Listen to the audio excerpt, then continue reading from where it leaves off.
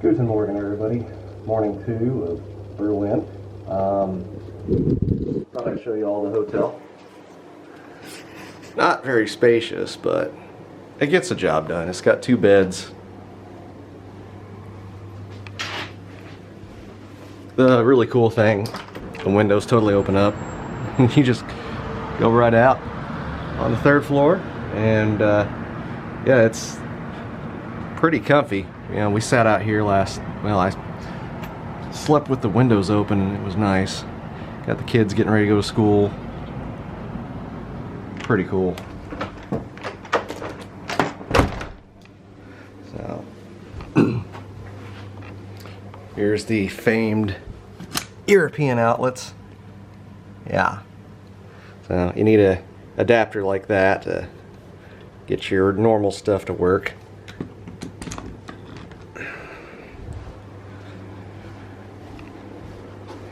Light switch for the bathrooms on the outside. This is the bathroom. Quaint. Square toilet seats. Those are weird. John Wayne toilet paper. Doesn't take crap off anybody, and it's rough as hell. Shower's good. Got the little rain thing. That's pretty nice. Well, more to follow.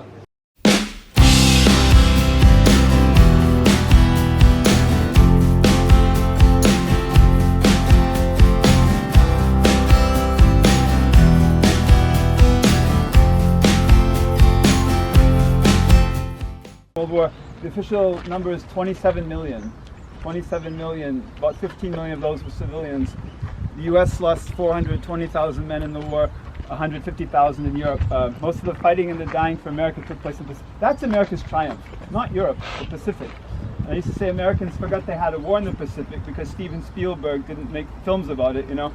I mean, I get it, the Japanese aren't sexy villains like the Nazis, they don't have the cool uniforms. But Spielberg made his television show about the Pacific, so many Americans remember now they had a war in the Pacific.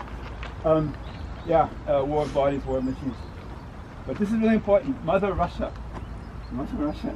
We make a big mistake when we talk about the Second World War. I do it too out of habit. We talk about the Russians. It wasn't the Russians, it was the Soviets. Not the Russians, the Soviets. The Soviet Union is a multi-ethnic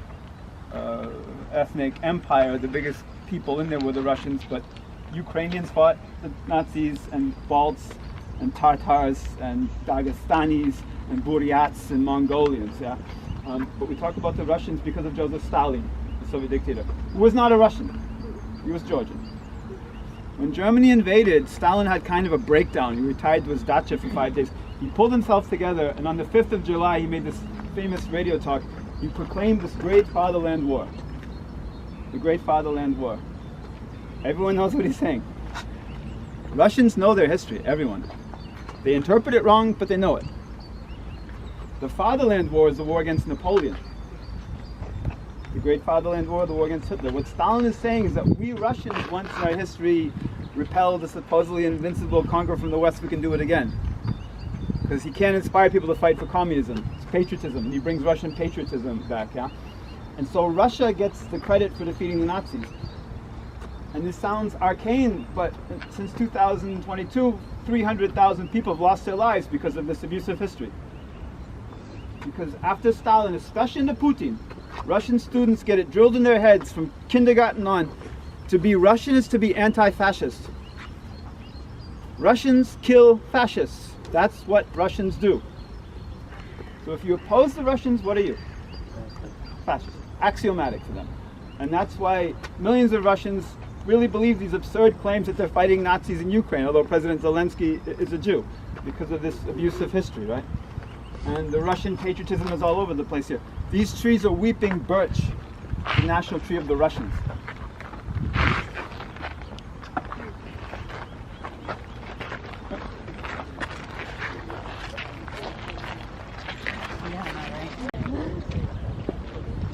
Those are Russians.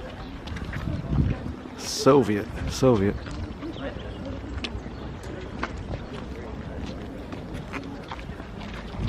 German conservatives have asked since 1994 when the Russians left, why do we still have this? Why don't we just get rid of it? we can't. Number one is memory culture, and two, to get the Russians to go home, Germany signed a treaty saying it would preserve all Soviet war memorials and cemeteries forever, which we should. So what gets me here is on the side of those cenotaphs. You go down a second, you can look for yourself. They've got reliefs telling you the history of the war. And since February 2022, I almost can't look at that first picture anymore. The irony is just too sick. It's the beginning of the war. You have these innocent people just going about their lives, and all of a sudden these planes are coming and dropping bombs on them, just like happened to the Ukrainians. These 5 patches of grass with the laurel wreath, symbols of victory for the 5 years of the Great Fatherland War starting in 1941. Over there is a kurgan. A kurgan is a burial mound for the warrior peoples of the Don River Valley. And the statue is by Evgeny Vucevich. He did the turning swords and the plowshares in front of the UN building in UN. He also did the tallest statue in the world, Mother Russia, Volgograd, formerly Stalingrad. And the Red Army soldier, he's pointing his sword to a smashed swastika in the right hand. In the left hand, he's holding a child, a little girl. It's supposed to be a little German girl. And the Red Army soldier stood model for this. Actually was honored for saving a German girl from the crossfire at the Potsdam Bridge in Berlin. There's a memorial plaque for him. And there are many cases of Soviet soldiers who risked and lost their lives to save German children. The first Soviet commandant of Berlin was General Nikolai Bazarin. Within 5 days, he got the water and the electricity going. He organized soccer games and concerts. He made sure everyone had something to eat. The treatment of the Soviet peoples by the Germans was a little different. Had Germany won the war, the Holocaust wouldn't be Germany's biggest crime. The biggest crime would have been the hunger plan. The hunger plan. Germany was planning to starve 30 million Slavic people to death. And had Germany not committed the Holocaust, Germany is still responsible for the biggest crimes of the 20th century, the treatment of the Soviet prisoners of war. 7,000 of them starved to death every single day of the Second World War. So it's a wonder they did anything positive, but there was a big desire for revenge. And Berliner said at the end of the war, enjoy the war, the peace is going to be terrible. 2 million East German women were raped, and there was a lot of plunder and murder and destruction. Nothing excuses that, but what Germany did in the Soviet Union was just so unspeakably horrible. And finally, they lose 27 million people in the war. They lose 80,000 men just in Berlin in 2 weeks of fighting, 80,000 dead. 7,000 of them are buried here. This is a big military cemetery. 7,000 soldiers are buried here. What's missing? Tombstones. There are many similarities between Stalin's army and Putin's army. In Stalin's army and Putin's army, your life as a recruit has no value. You have to die, and you have to be forgotten. You have to die. You have to. Back then, the Germans, Ukrainians were supposed to expend their ammunition on you, and you die. And then they send in the professional soldiers that they care about. But the recruits, you just die. And you have to be forgotten because it's too embarrassing to admit the staggering losses they take like that now. And back then, Stalin knew they lost more than 10 million soldiers. He said, we're going to say 7 million. The 7 million is heroic enough without being criminally irresponsible with the lives of your soldiers, as Stalin was and as Putin is. Democracies can't do that. It's the German way of war you talk about in military history, there's the American way of war. The American way of war is machines, not bodies. Machines, not bodies. It's using machinery to save the lives of your soldiers. So in Normandy, if an infantry captain has to take a hill, he's going to try it with the artillery and call in the Air Force first. Only when that doesn't work, he's sending your men. You want to save the lives of your soldiers. But the Soviet, Russian slaves, they just don't care. They're buried below us. They're buried underneath the trees. And it's kind of sad, you come in the summertime, and this is a big party zone. People are lying on the graves, drinking, smoking marijuana, having sex, you know. There's people that they don't know that this is a cemetery. Yeah. Is it true that the Germans, or not Germans, the Soviets were sent to war with 1 gun for 2 men? Yeah, often, yeah, if they didn't have it, yeah. Or like right now in Ukraine, they send them with shovels against Ukrainians. Yeah. Or they send them without any guns at all, and they just wait for someone to die, and then they take their gun. So, time check, I was at 90.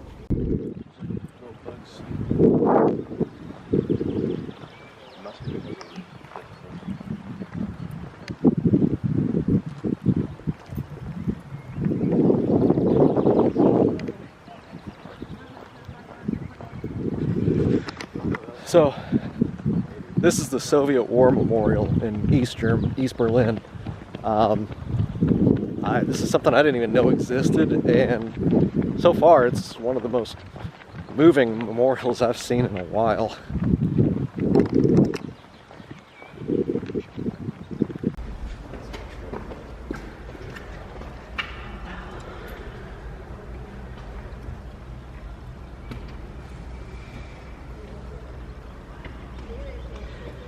something really cool up at the top.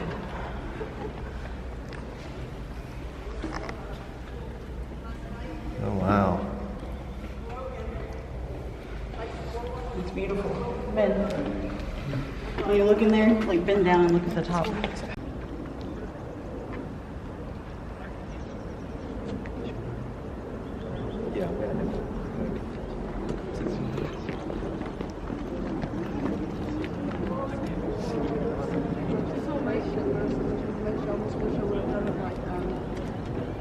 Like Simon's, you know, that he's recording everything.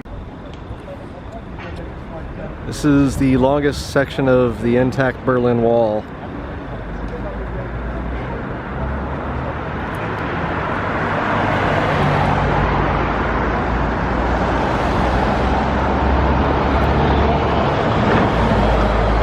Katie had to get some pastry.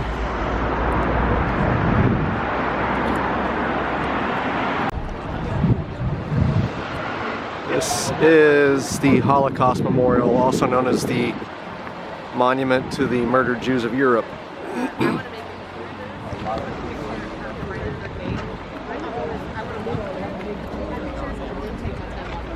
that's a good idea. Where's Dustin? Right there.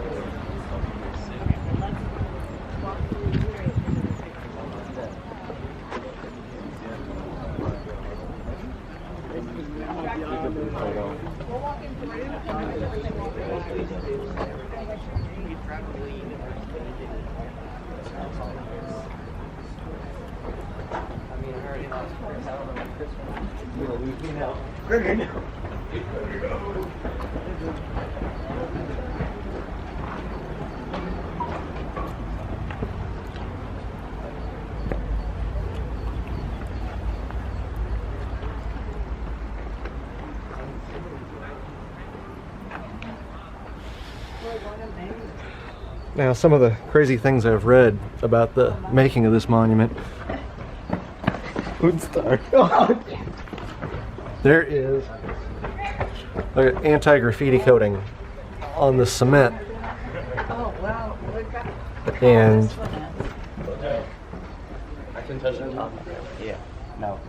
so the anti-graffiti coating was made by a certain company in Germany, and then it came to light that the company that made that coating is also the same company that made the Zyklon B for the gas chambers. It's crazy how you can get lost in this.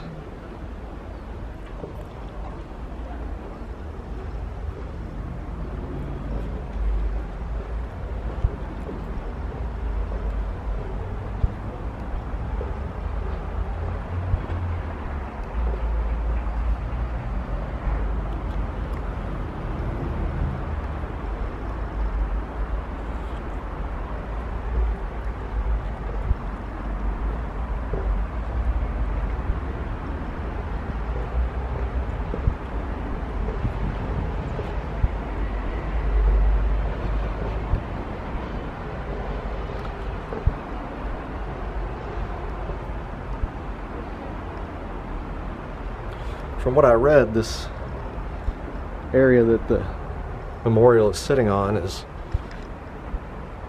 I guess it was part of a Jewish part of town, and then eventually, after they were all moved out to the ghettos, I guess for part of this land, Goebbels had his house out here somewhere.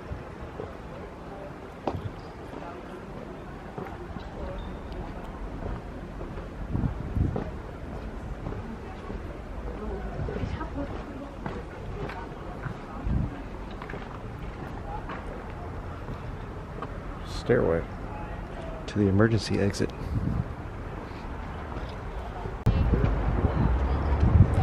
And there's the U.S. Embassy.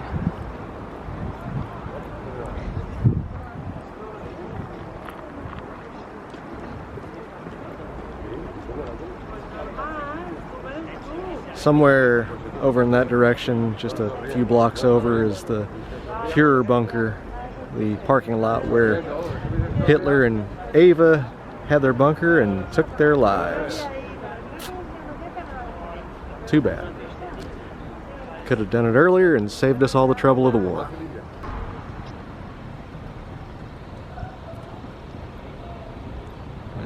in the distance you can see the Reichstag.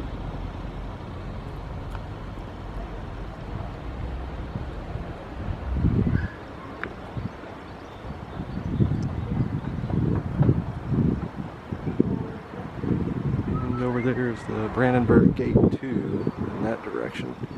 There it is, you can see it peeking right.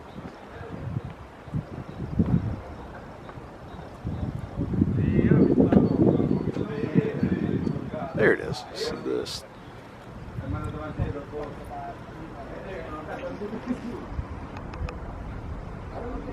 Right there you can see the wheel on the chariot. Too bad we don't have enough time to go check it out. But that's what happens when you do a whirlwind tour. Well, in a surprise turn of events today, we find ourselves going to the Berlin Zoo.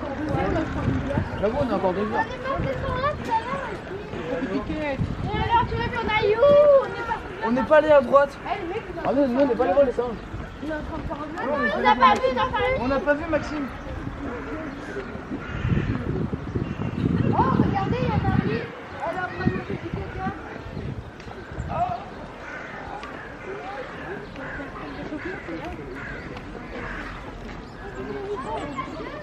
Crow eating jellyfish. Ok. Les gars, non, comment elle fait? C'est bon.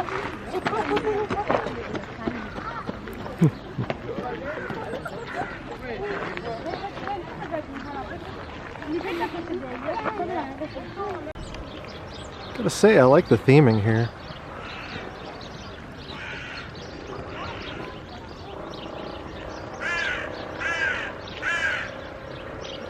Much more quiet than the bustling streets of downtown Berlin. And there's that cathedral back there, so you get a little frame of reference on where we're at exactly.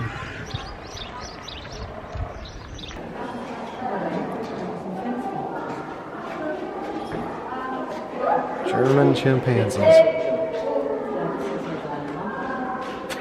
They're in a meeting.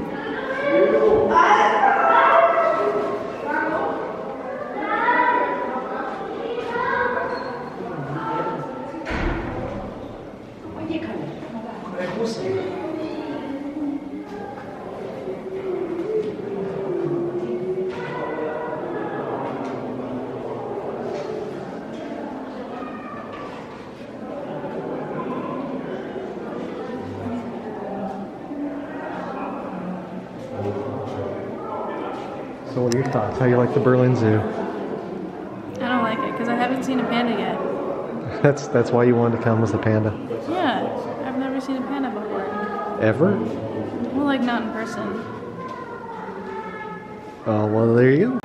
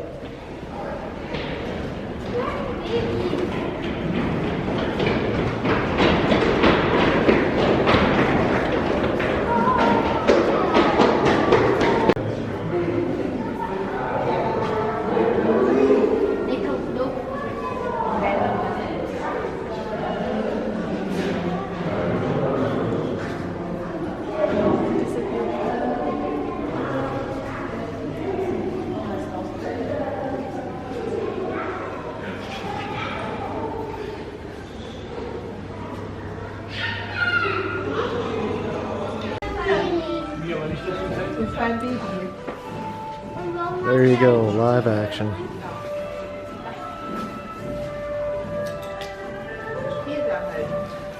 Sleep, panda, sleep.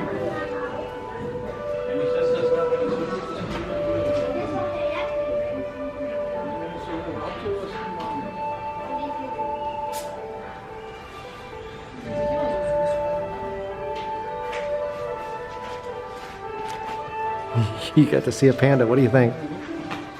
It's a nice panda.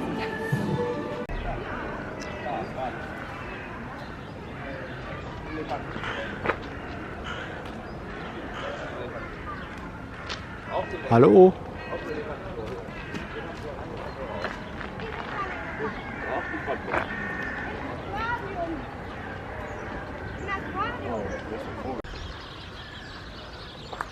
Warzenschwein.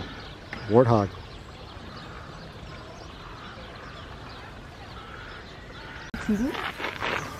Ja, ich hole mal die.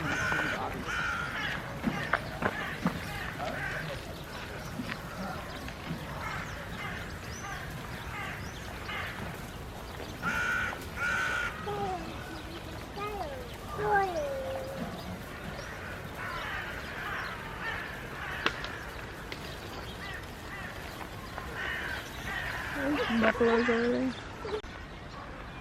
Rotbuffel. Yeah. Forest buffalo.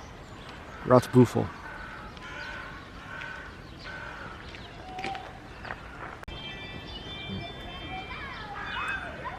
Scared it away again. Bunting. Bunting. Java bunting.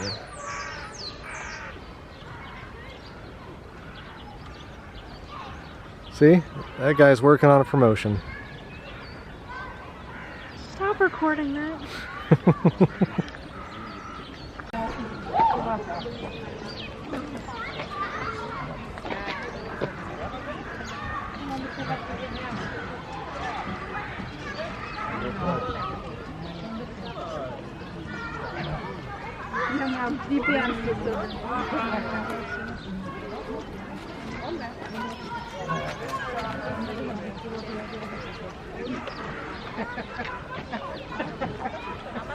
Ach guck mal, da ist sogar ein Wolf. Guck mich mal den.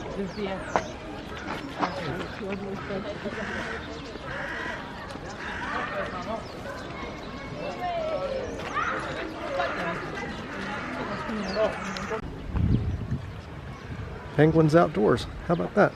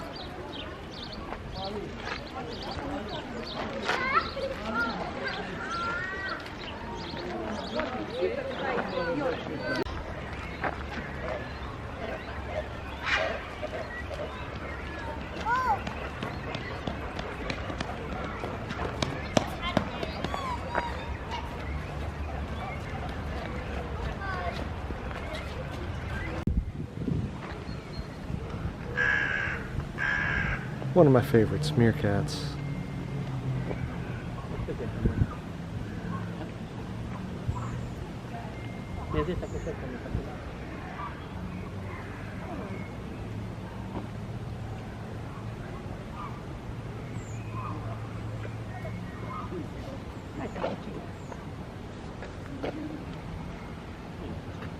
That's